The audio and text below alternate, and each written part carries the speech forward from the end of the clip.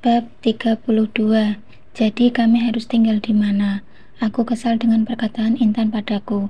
Aku juga tidak menyangka akibat dari pantangan yang aku langgar akan sefatal ini. Intan yang dulunya begitu penurut, mau melakukan apapun yang aku minta, kini mulai membangkang. Satu lagi membuatku muntap. Sekarang ia berani memaki putri kesayanganku hanya karena Rika meminta uang untuk membeli nasi padanya. Padahal dulu jangankan untuk membeli nasi, membeli skincare, baju, bahkan ponsel baru semua dikasihnya, asalkan kami senang. Namaku Nani Wulandari. Dulu aku hanyalah seorang anak pembantu. Ibuku bekerja di kota pada pasangan suami istri yang kaya. Sedangkan bapakku meninggal saat aku masih ada di dalam kandungan. Aku tinggal dengan nenekku, namun beliau meninggal saat aku duduk di bangku kelas 2 SMA. Jika gadis seusiaku pada umumnya sudah menikah dan memiliki anak, aku justru memilih tetap sendiri. Bukan karena tak ada yang melamar, hanya saja tak ada yang masuk dalam standar kriteriaku. Aku tak mau menikah dengan pria miskin dan kembali hidup susah. Hidup di kampung dengan segala keterbatasan ekonomi membuatku merengek pada ibuku untuk membawaku ke kota. Sesampainya di rumah majikan ibuku, aku terpesona melihat kemewahan rumah itu. Majikan ibuku juga tampak masih muda, istrinya tak begitu cantik. Mereka memiliki seorang anak perempuan berumur 2,5 tahun. Mutia Ayu, nama majikan perempuan ibuku itu. Umurnya lebih tua 3 tahun dariku. Awalnya ia menolak kehadiranku, tapi karena ibu yang terus memohon membuat dia akhirnya luluh. Apalagi saat ia mendengar aku hanya tinggal sebatang kara di kampung, membuatnya tambah tak tega mengusirku balik. 1 tahun ikut bekerja di rumah Mutia membuatku semakin iri dengan kemewahan dan harta yang ia miliki. Umurnya baru 25 tahun, tapi sudah mempunyai rumah mewah, mobil, perhiasan yang beraneka model, ditambah lagi seorang suami yang tampan. Suaminya bernama Retno Adiguna, pemilik beberapa restoran serta rumah makan. Tubuh tinggi tegap, kulit hitam manis membuatku jatuh cinta sejak pandangan pertama. Setiap hari melihat keromantisan serta kemewahan yang dinikmati Mutia membuat jiwaku meronta-ronta. Apalagi jika dilihat dari sudut manapun, aku jauh lebih cantik darinya. Kenapa nasibnya lebih beruntung dariku? Akibat hasutan temanku di kampung, aku mulai melakukan cara licik untuk menggait suami majikan ibuku itu. Aku memberikan sedikit madu pada makanan mereka hingga membuat rumah tangga yang tadinya harmonis menjadi cekcok berkepanjangan. Puncak dari percekcokan itu adalah meninggalnya Mutia akibat sebuah kecelakaan. Membuatku puas. Disinilah kehidupan yang aku impikan akhirnya aku dapatkan. Aku menikahi Retno Adiguna menjadi ibu tiri dari Intan, putri yang ditinggalkan Mutia. Kehidupan mewah yang dimiliki Mutia akhirnya dapat aku ambil alih. Awalnya pernikahanku dan suamiku itu berjalan baik, hingga lahirlah Yuda dan Rika dalam pernikahan kami. Namun lama-kelamaan harta yang melimpah itu perlahan-lahan mulai habis, akibat kehidupan hedonku. Ditambah restoran juga mengalami penurunan omset secara drastis, hingga berada di ambang kebangkrutan. Hingga semua aset dijual untuk menutupi hutang, dan akhirnya kami berakhir di rumah ini. Ya, walau rumah ini cukup besar dan luas, tapi tetap saja tak semewah rumah tingkat 2 milikku dulu. 10 tahun menempati rumah ini, suamiku meninggal karena stroke dan gagal jantung. Waktu itu Intan kuliah semester akhir. Hidupku yang dulu enak harus berakhir kembali susah, bahkan bertambah susah semenjak meninggalnya suamiku, bahkan dengan beban 3 orang anak. Setelah Intan lulus kuliah, aku paksa dia menikah dengan Norman, pria kaya dan mapan, agar hidup kamu kembali enak dan ada yang menafkahi. Namun anak pembangkang itu justru memilih pacarnya yang miskin dan pengangguran. Akhirnya aku melakukan cara lama, memberikannya madu agar menurut akhirnya semua kembali sesuai rencanaku, dan hidupku pun mulai terjamin serta nyaman. Namun aku lupa jika madu itu memiliki pantangan. Aku tak boleh memberikannya pada Intan saat ia sedang datang bulan. Jika tidak, maka khasiatnya akan hilang, dan Intan kembali menjadi dirinya yang dulu. Pembangkang dan tak mau mendengarkan perkataanku. Bu, ibu, aku tersentak kaget saat ada suara seseorang yang memanggilku. Aku menoleh ke asal suara. Kudapati wajah anak gadisku yang menatapku heran. Ibu, kenapa melamun sih? Sayang, makanan enak seperti ini dianggurin, ujar Rika. Matanya berbinar tentang melihat beberapa menu masakan yang tampak menggugah selera. Dengan gerakan cepat, Rika duduk di kursi dan menghirup aroma masakanku. Apalagi jam segini adalah jam makan siang. Aku heran dengan anak gadisku ini. Malasnya kebangetan, sudah seperti ular sawah saja. Keluar kamar hanya karena ia lapar. Setelah kenyang akan kembali masuk ke sangkarnya kembali. Entah sifat siapa yang diturunnya. Dulu aku waktu masih gadis tidak seperti itu. Jangan sentuh itu. Aku menepis tangannya yang terlunjur ingin mengambil udang goreng tepung. Au, sakit bu, pelit banget sih, minta satu dong, ringisnya. Jangan ambil yang itu, ambil yang lain saja, tapi nanti nunggu mbakmu. Memangnya kenapa bu? Dahinya berkerut. Aku melihat ke kiri serta ke kanan, kalau-kalau nanti Intan keluar. Itu sudah ibu kasih madu, jawabku. Rika mengangguk. Terus aku makan apa dong bu? Tanyanya. Ingin sekali aku ketok kepalanya dengan centong nasi ini. Sudah dibilang makan yang lain saja, masih juga bertanya. Selain pemalas, otaknya juga lemot. Untung saja wajahnya cantik mewarisi wajahku. Jika tidak, tak ada lagi harapan untuk anak gadisku ini. Di mana mbakmu? Rika menoleh ke kiri dan ke kanan menelisik keberadaannya. Sudah sejak pagi aku tak melihat keberadaan anak itu. Cucuku juga tak nampak. Mungkin masih tidur. Bangunkan dong bu, aku sudah lapar ini. Mataku mendelik. Lama-lama bocah ini minta dipencet juga ginjalnya. Bisa-bisanya dia memerintah orang tua. Kok malah nyuruh ibu? Ibumu ini sudah capek masak. Sana kamu panggilkan.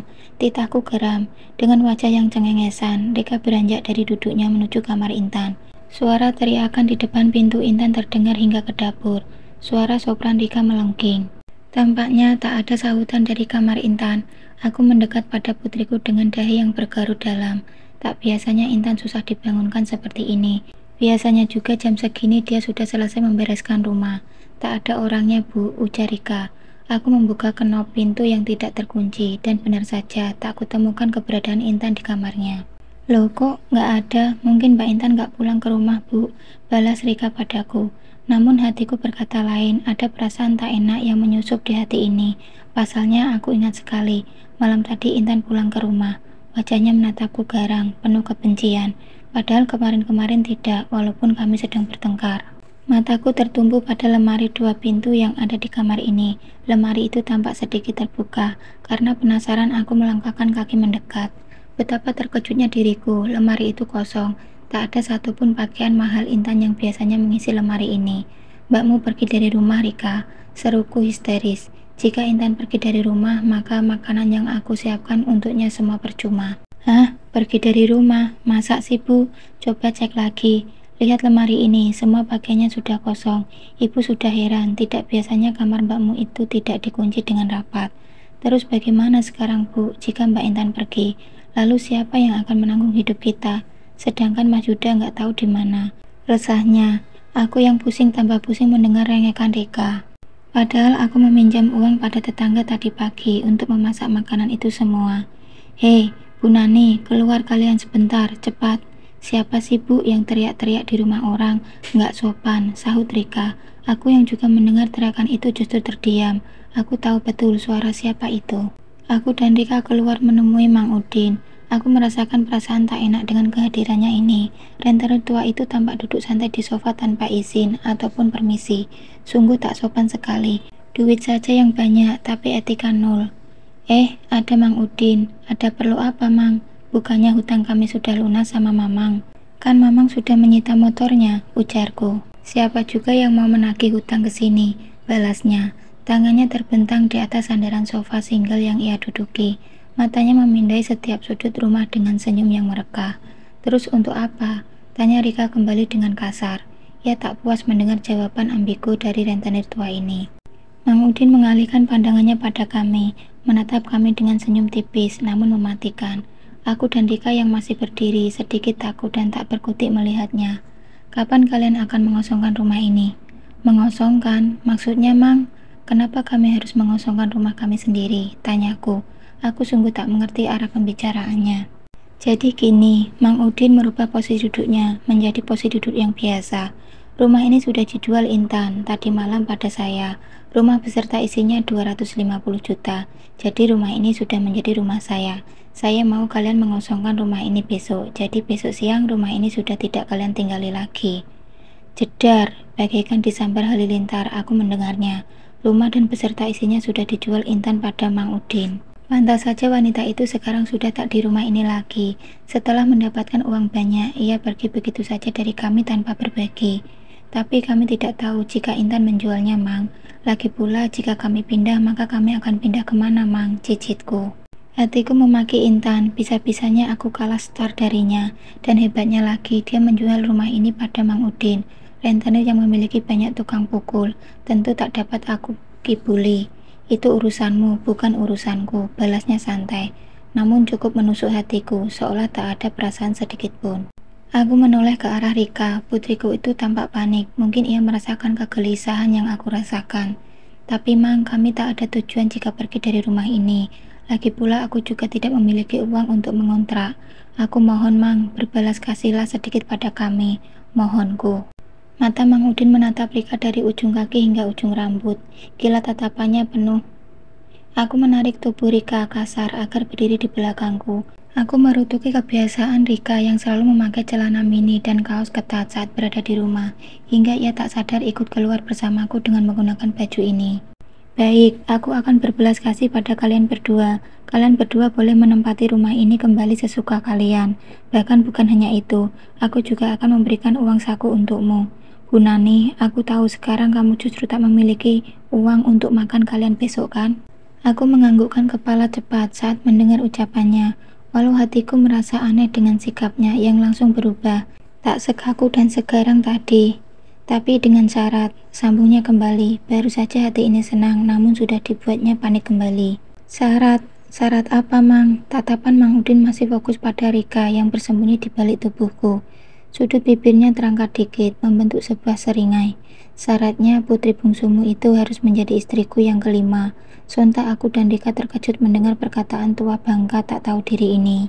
Putriku yang cantik jelita ingin dijadikannya istri. Istri kelima lagi. Dia pikir aku gila, mau memberikan putriku padanya. Dasar Intan kurang ajar. Anak tak tahu untung, semua ini karena dirinya. Menyesal aku sudah membesarkannya dulu.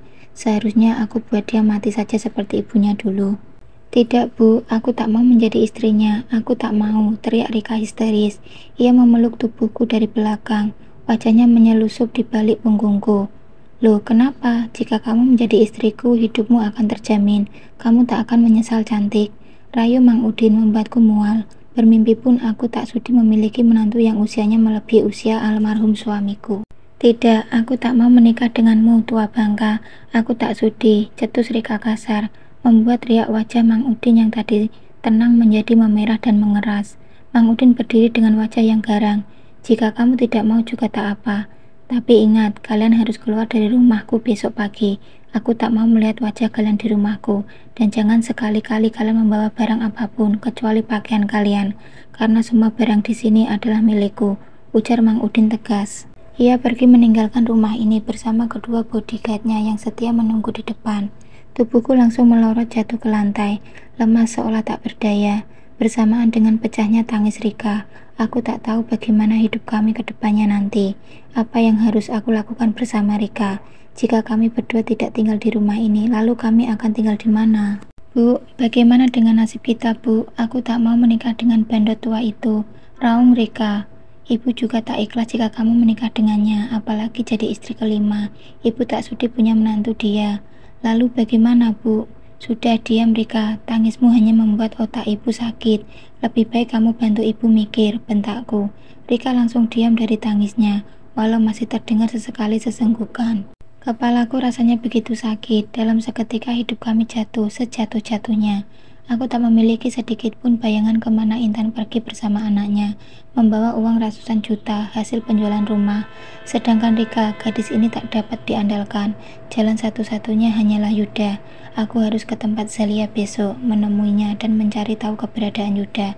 Anak lelakiku itu benar-benar kurang ajar. Minjam uang 8 juta, masa aku ibunya hanya dikasih 2 juta, dasar anak tak berbakti.